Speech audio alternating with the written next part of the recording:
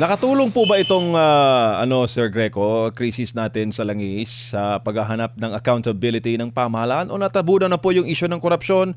Papalit po itong pananagutan sa mga aksyon na dapat pong i-provide ng gobyerno? Opo, I think ito pong nangyari sa Middle East na hindi naasahan ng lahat. It's a global crisis that has to take precedence dito po sa problema natin. Not saying na dapat kong kalimutan, pero dapat ibigyan ng priority like security, military security. What if China decides to get into war?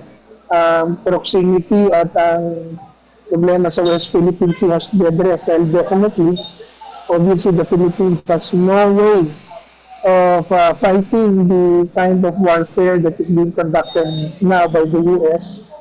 And, hindi pa lumalabas ang China. Hindi pa lumalabas ang Russia.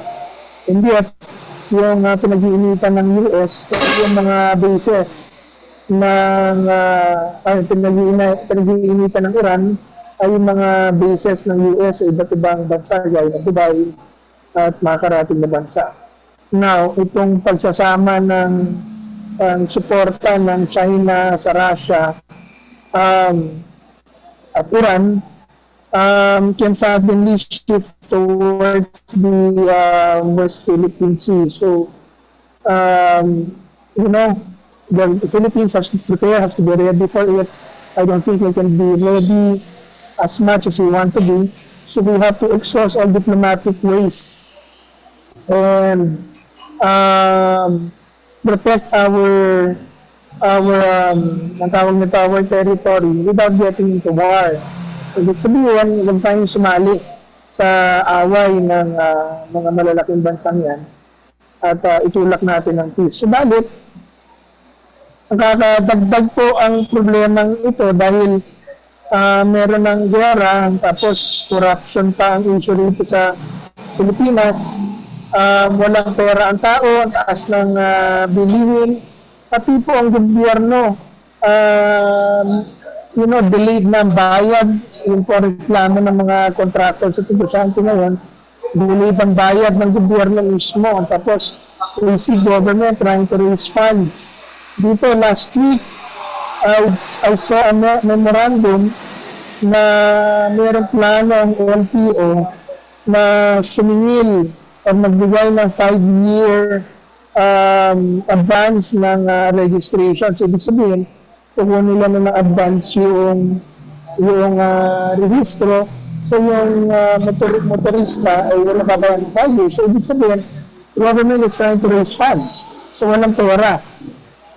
So, ang laki na talagang problema dahil ba't tayo wala ng pera? Because napunta sa flood control. So, while we are facing this danger sa gera, itong problema sa pagtaas ng gasolina, itong problema sa pagtaas ng pagkain. Ang pagkain po tataas ng, sir, doble na ang gasolina ngayon. Ang crude ata, nagsimula na 60 pesos. 2 weeks ago, ngayon ata, umaabot na ng 112, 120, 105. So, saan natin na tataas na lahat ang presyo ng bilihin. So, paano ito sasagutan ng gobyerno? Seems like, hanggang ngayon, nahanap ko ang kanilang sagot. Ang sagot ng gobyerno sa gera ay yuda. So, nakulang naman. I mean, lahat gumagamit ng gasolina, hindi lang naman mga motorista o mga jeep drivers, tricycle drivers. Yung mga tao na trabaho, puro gumagamit ng gasolina yan. Mga trucks, gumagamit ng gasolina yan. So, anong solusyon ng gobyerno? I need to see. Ano mo kasi, yun yung problema sa flood control, just na punta sa food security, sa military security. So now, bulat tayo na dahil may gera, and we need money, and we are insecure. National security is really threatened in all aspects, politically, militarily, economically, pati food security under threat. So, government is really facing a very big problem and mukhang wala ko silang solusyon. Hindi ko pa, I hope meron, pero si Yusek Claire denying na there is a crisis. Pinagloloko pa tayo na pinaghihiwalay yung krisis sa langis sa krisis sa presyo. Hindi mo naman ang paghihiwalay yun. So, blatantly, niloloko, pinagsisinungalingan ng tao.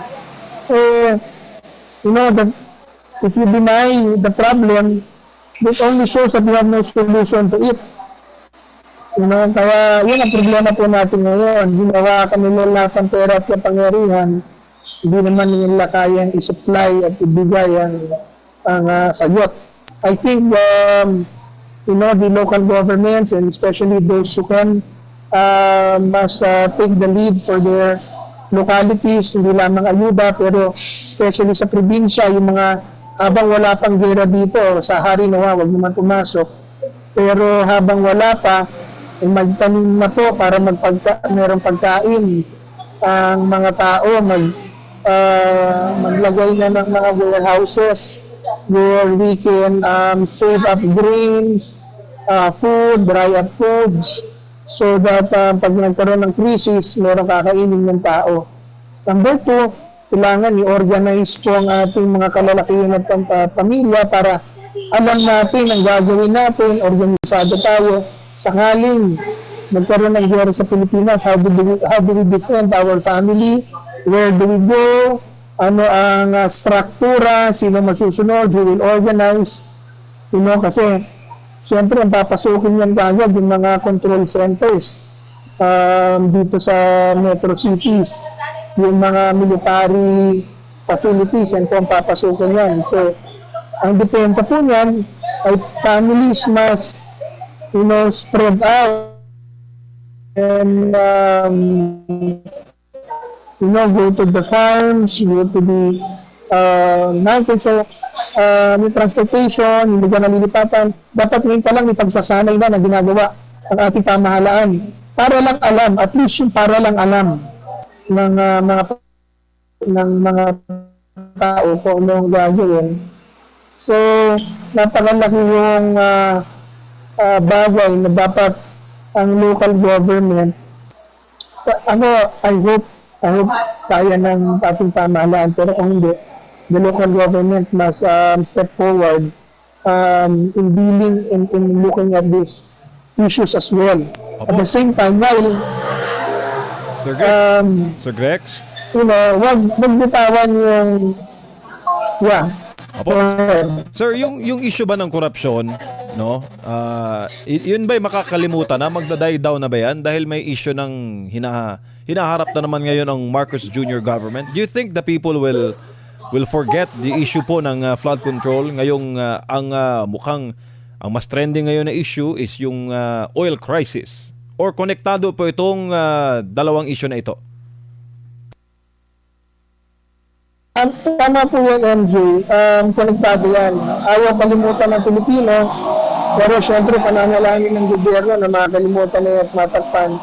Pero hindi makakalimutan ng tao yan dahil tandaan natin kaya tayo walang pera ngayon dahil sa korupsyon na ginawa nila noon. So, yun po.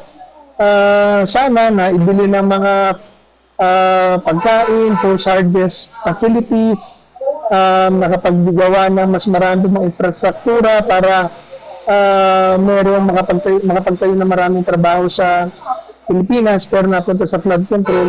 Kaya hanapin pa rin po ng Pilipino yan habang pinaprioritize yung safety and security ng pamilya. Opo, lalo pat nagdeklara na po ngayon Sir Greco ng State of National Emergency. Ang number 1 po sa makakapagsalba sa ating kinahaharap ngayon na hamon ay pera. Na perang sinisingil naman na involved, pera hinahanap doon sa mga issue ng korupsyon sa flood control, Sir Grex.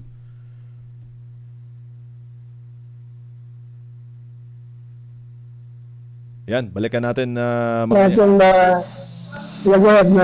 Sige sir. Go ahead sir, yung inyo pong sagot. No, No, I was just saying na yes, there is a state of national emergency na ating kinaharap.